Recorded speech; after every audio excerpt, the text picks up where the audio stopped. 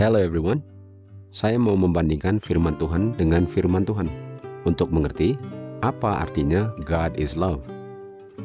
Kita tidak bisa menginterpretasi arti God is love selain dari apa yang sudah dengan sangat jelas diungkapkan di dalam kitab sucinya. Kita tidak boleh merubah firman Tuhan untuk mencocokkan firman itu dengan pendapat hati saya yang licik dan yang sudah membatu. Marilah kita membaca kitab suci sesuai dengan apa yang telah diungkapkan. Walaupun apa yang dikatakan bisa saja sangat bertentangan dengan apa yang saya mengerti sebagai kebenaran. Yang harus dirubah adalah pendapat manusia, bukan firman Tuhan yang tidak bisa berbohong. Mari kita belajar dari firman Tuhan, apa artinya God is love. Kita perlu untuk mengerti arti dosa dan upah dosa. Dosa adalah pelanggaran hukum Tuhan. Artinya waktu hukum Tuhan dilanggar, orang itu berdosa. Upah dosa adalah kematian. Dan kematian atau kebinasan adalah tuntutan justice, yaitu tuntutan hukum Bapa yang telah dilanggar. Kematian adalah tanpa kehidupan.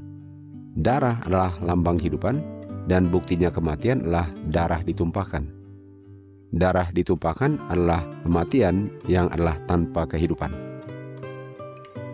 Kita mulai di Yohanes 3:16 dikatakan, karena begitu besar kasih Bapa terhadap orang berdosa yang sepatutnya dibinasakan, sehingga Bapa memberikan anaknya yang Dia kasihi untuk mati kematian orang berdosa yang sepatutnya dibinasakan. Agar barang siapa tidak menolak pengungkapan kasih-Nya, tidak perlu dibinasakan, dan itulah pengungkapan kasih Bapa yang sangat besar terhadap manusia berdosa. Kasihnya Bapa diungkapkan dengan satu-satu anaknya yang Dia kasih mati menggantikan kematian orang berdosa. Dan dengan cara itulah kasih Bapa diungkapkan kepada manusia berdosa. Pertanyaannya, siapa yang tidak akan dibinasakan? Yang tidak akan dibinasakan adalah siapa saja yang percaya bahwa anak Bapa telah menggantikan kematian manusia berdosa yang sepatutnya dibinasakan. Sekarang pertanyaannya, siapa yang akan dibinasakan? Yang akan dibinasakan adalah siapa saja yang tidak percaya bahwa kasih Bapa diungkapkan dengan Bapa memberikan anaknya untuk mati kematian orang berdosa. Karena mereka mengerti bahwa God is love adalah God yang tidak membinasakan, sehingga nggak ada yang perlu mati. Untuk mengartikan God is love artinya upah dosa bukan kematian, artinya God is love tidak diungkapkan dengan Bapa memberikan anaknya yang mati di kayu salib. Karena God is love artinya tidak ada yang perlu mati. Kalau itu artinya God is love. Artinya dengan Bapa memberikan anaknya untuk mati kematian orang berdosa, maka itu artinya God is not love. Kalau God is love artinya tidak ada yang perlu mati. Dan kalau God is not love, artinya manusia berdosa akan binasa. Karena God sangat tidak mengasihi manusia berdosa, sehingga Dia punya anak tidak membayar upah dosa karena God tidak membinasakan. Tapi di Yohanes 3:16 katakan, orang itu akan dibinasakan kalau dia tolak God is love. Jadi mari kita baca jikalau ayat itu mengatakan God so not love the world. Karena God sangat tidak mengasihi orang berdosa yang sepatutnya binasa, sehingga Dia tidak memberikan anaknya untuk mati kematian orang berdosa. Sehingga manusia yang sepatutnya binasa akan dibinasakan, karena God is not love. Dan itulah artinya jikalau God is love, yang dirubah artinya menjadi God does not destroy. Dan itulah artinya God is love, kalau God is love itu tidak membinasakan orang yang sepatutnya mati. Dan itulah artinya God is love, kalau God does not destroy. Kalau God is not love, maka Dia tidak akan mengirim anaknya untuk memikul kematian orang berdosa. Sehingga kita semua yang adalah orang berdosa yang akan memikul kematian kekal kita masing-masing, karena God is not love. Artinya untuk mengatakan bahwa God is love artinya God tidak membinasakan, artinya God is love sama dengan Dia biarkan manusia berdosa dibinasakan, karena Dia tidak memberikan anaknya untuk mati kematian orang berdosa. Dengan kata lain, God is love yang tidak membinasakan adalah God yang tidak mengasihi orang berdosa. Sehingga God is love versi itu adalah God is not love. God is love yang tidak membinasakan adalah God yang tidak love orang berdosa. Jadi pilihannya, manusia dibinasakan atau anaknya yang mati di kayu salib sebagai pengganti kematian kekal manusia. Tolak kematian anaknya sama dengan memikul upah dosa sendiri. Tidak bisa tolak dua-duanya. Tidak bisa manusia berdosa tidak dibinasakan dan Kristus tidak mati menggantikan kematian orang berdosa. Karena salah satunya harus mati. Tidak bisa saya menggantikan ayat-ayat Alkitab untuk menyesuaikan saya punya pengertian God is love. God is love yang artinya God tidak membinasakan, menolak manusia berdosa dibinasakan, dan menolak kematian anaknya Bapa sebagai kematian manusia yang memenuhi tuntutan hukum Bapanya. Bapa memberikan anaknya sebagai pengungkapan kasihnya terhadap manusia yang sepatutnya dibinasakan. Dan anaknya diberikan untuk mati kematian orang berdosa. God is love mengungkapkan Bapa menyangkal dirinya dengan dia memberikan dirinya melalui anaknya untuk menggantikan kematian orang berdosa yang seharusnya dibinasakan.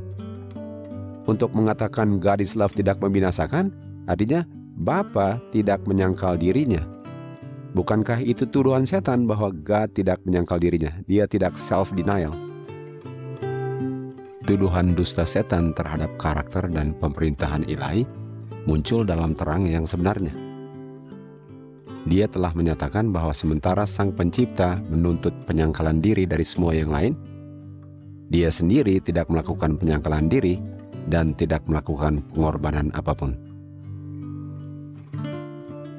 Dan untuk mengatakan God is love tidak membinasakan, artinya God harus merubah hukumnya. Upah dosa bukan kematian. Kalau kematiannya menuntut anaknya mati untuk menggantikan orang berdosa, itu namanya God yang selfish. Dan selfish adalah lawannya love. Selfish artinya dia tidak mau anaknya mati menggantikan orang berdosa. Itu namanya selfish. Dan sekarang dia merubah hukumnya sehingga nggak ada yang perlu mati. Apakah God is love adalah God is selfish? Atau God is love adalah God yang tidak selfish karena dia mengorbankan anaknya yang dia kasihi? Untuk menyangkal kematian adalah upah dosa, ialah untuk menggantikan hukum Tuhan karena Tuhan adalah selfish. Apakah itu versi God is love yang mengatakan God does not destroy? God is love artinya manusia tidak perlu dibinasakan karena anaknya Bapa sendiri yang dia korbankan sebagai pengungkapan kasihnya yang begitu besar pada manusia yang telah melanggar hukumnya. Bukti God is not love ialah kalau dia tidak berikan anaknya untuk memenuhi tuntutan hukumnya yang telah dilanggar, sehingga nggak ada yang perlu dibinasakan. Itu bukan God is love.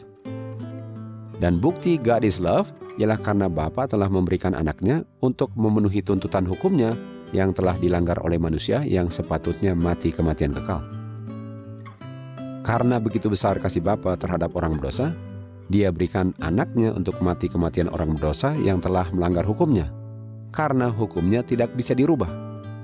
Agar barang siapa percaya bahwa kematian anaknya yang telah memenuhi tuntutan hukumnya yang telah dilanggar adalah pengungkapan kasihnya kepada manusia berdosa, tidak perlu dibinasakan, tetapi memperoleh kehidupan kekal.